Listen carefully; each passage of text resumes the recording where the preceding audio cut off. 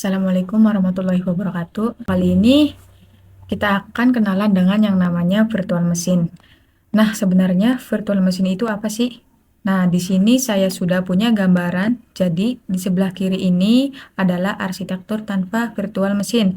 Jadi, di sini kalau teman-teman perhatikan ada CPU, kemudian memori, kemudian network interface card atau NIC, kemudian ada disk atau hard disk ya. Nah, ini menggambarkan hardware dari komputer atau laptop kita. Kemudian di atas komputer kita atau laptop itu akan install yang namanya operating system. Dan di dalam operating system tentu saja nanti ada beberapa aplikasi. Nah, contoh dalam laptop saya ini, saya menggunakan operating system Windows. Kemudian kalau teman-teman perhatikan, di sini saya membuka aplikasi Microsoft Word. Jadi ini adalah gambaran dari arsitektur tanpa virtual machine. Kemudian kalau arsitektur virtual machine nanti ada di sebelah kanan ini ya. Jadi di sini kita memiliki hardware atau komputer ataupun laptop itu sendiri. Kemudian nanti di atas hardware akan kita install namanya hypervisor. Hypervisor itu adalah aplikasi untuk menjalankan virtual machine. Salah satu contoh hypervisor itu adalah ESX server. Ini. Nah, nanti di atas hypervisor ini kita bisa membuat beberapa virtual machine. Jadi, kalau teman-teman perhatikan di sini, kita juga memiliki virtual machine yang lain. Nah, jumlah virtual machine yang bisa kita buat itu tidak terbatas, sesuai dengan spesifikasi dari hardware kita tentunya. Oke, jadi sekali lagi, kalau virtual machine itu artinya kita seperti membuat komputer virtual di atas komputer.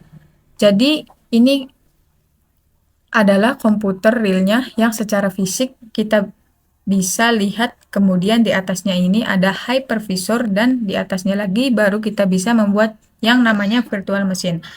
Jadi virtual machine ini sebenarnya punya CPU, punya RAM, dan lain-lain. Hanya saja CPU, RAM, kemudian NIC, dan hard disk ini dia bentuknya virtual. Kita tidak bisa lihat secara fisik virtual machine ini. Nah, keuntungan dari virtual machine apa sih?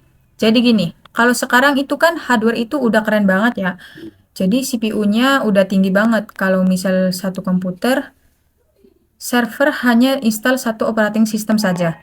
Contohnya, misal kita memiliki server dan CPU ada 128 core, kemudian memori ada 256 GB. Nah, itu kan besar banget ya.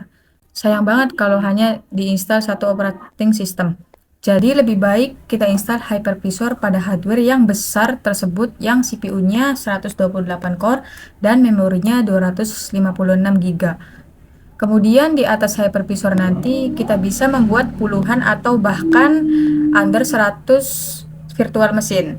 Jadi nanti operating system kita itu banyak banget, hanya dalam satu hardware komputer saja. Oke, saya rasa cukup untuk video kali ini. Jadi di sini tadi kita kenalan dengan apa itu virtual machine. Pada video berikutnya kita akan coba bahas beberapa arsitektur pada virtual machine. Video kali ini kita akan coba belajar tentang arsitektur pada virtual machine. Dari gambar ini, kita bisa lihat bahwa kita memiliki dua arsitektur.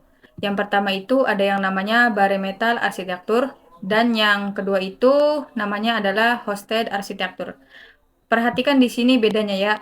Kalau yang bare metal arsitektur di atas hardware itu kita bisa langsung install yang namanya hypervisor. Ingat-ingat ya, di video sebelumnya saya sudah bahas bahwa hypervisor itu adalah aplikasi yang bisa digunakan untuk membuat virtual machine. Nah, untuk yang tipe bare metal arsitektur ini, beberapa hypervisor yang terkenal yang sering digunakan ada namanya VMware EXSI, ada juga yang namanya Proxmox.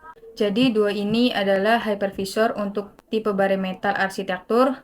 Kalau yang VMware EXSI ini tentu saja dia berbayar. Tapi kalau yang Proxmox ini dia gratis dan open source. Tapi kalau yang Proxmox ini gratis. Jadi teman-teman bebas mau pakai yang manapun. Di atas hardware kita nanti bisa install hypervisor bebas mau pilih EXSI ataupun Proxmox. Kemudian di atas hypervisor ini kita bisa membuat VM atau virtual machine. Berapapun jumlah virtual mesinnya Jadi kita bisa membuat banyak virtual mesin. Tapi tentu saja tergantung dengan kekuatan hardware juga. Kalau hardware-nya tinggi, CPU-nya tinggi, RAM-nya tinggi, hard disk-nya tinggi, tentu saja kita bisa arsitektur.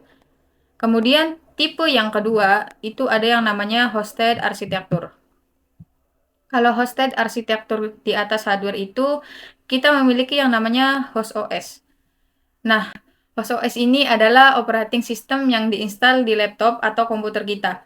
Di dalam hal ini, contohnya saya akan menggunakan Windows yang ini. Nah, Windows ini dia adalah host OS. Nah, nanti di atas host OS ini kita baru bisa menginstal yang namanya hypervisor. Untuk tipe yang hosted arsitektur ini, hypervisor yang sering digunakan ada dua juga. Ada namanya VMware Workstation, ada juga yang namanya VirtualBox. Nah, kalau VMware Workstation ini dia berbayar, kalau VirtualBox ini gratis. Nah, kemudian di atas hypervisor ini baru kita bisa membuat virtual machine. Jadi teman-teman bisa ngerti ya bedanya antara yang bare metal arsitektur dan hosted arsitektur. Kalau bare metal arsitektur itu kita tidak punya host OS, jadi di atas hardware-nya itu langsung diinstal hypervisor. Tapi kalau yang hosted arsitektur di atas komputer atau laptop itu kita masih punya host OS. Kemudian di atas host OS-nya baru kita install hypervisor. Nah, biasanya bare metal arsitektur ini digunakan pada server di data center.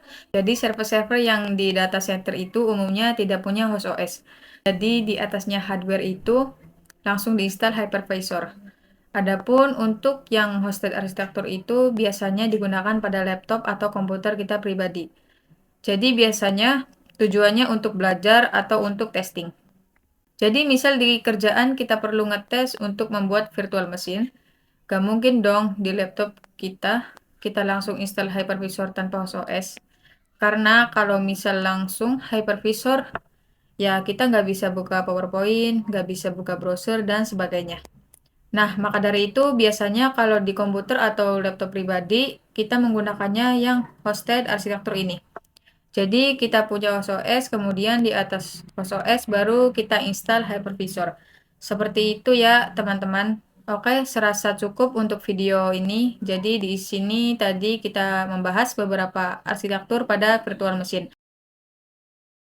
Selanjutnya, kita akan menginstal VirtualBox.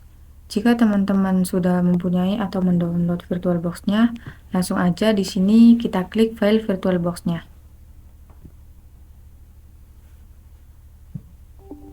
Terus kita klik yes. Setelah itu kita klik next, yes. Setelah itu yes.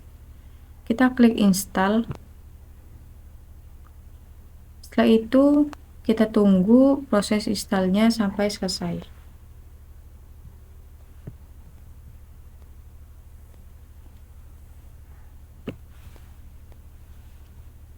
Setelah itu klik finish. Setelah itu kita masuk ke VirtualBox-nya. Jadi ini tampilan utama ketika kita masuk ke VirtualBox. Perlu kalian ketahui, kegunaan VirtualBox yaitu mengeksekusi sistem tambahan di dalam sistem operasi utama. Jadi itu kegunaan VirtualBox. Nah, jadi seperti itu cara menginstal VirtualBox. Selanjutnya, kita akan menginstal VMware Workstation versi 17.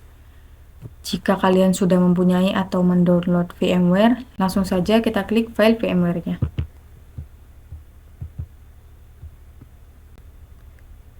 Di sini kita klik next. Di sini kita checklist yang I accept ini. Setelah itu next. Kemudian next lagi, next. Lalu kita klik install.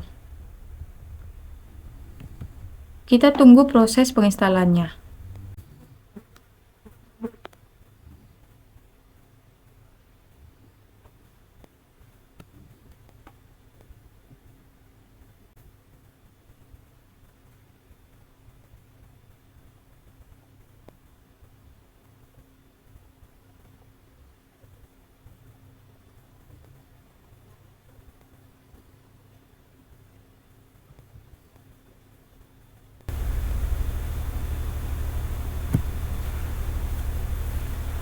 kita percepat aja supaya durasinya gak panjang.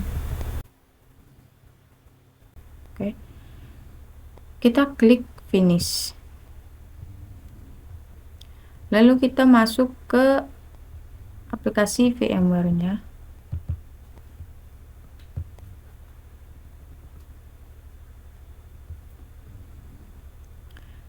Jadi ini tampilan awal VMware yang sudah kita install. Nah, apa sih VMware itu? Jadi, VMware itu adalah software yang digunakan untuk membuat beberapa virtual machine dan menjalankannya secara bersamaan. Dan apa sih manfaat VMware itu?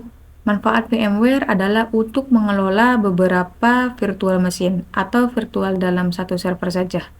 Saya rasa cukup untuk video kali ini. Wassalamualaikum warahmatullahi wabarakatuh.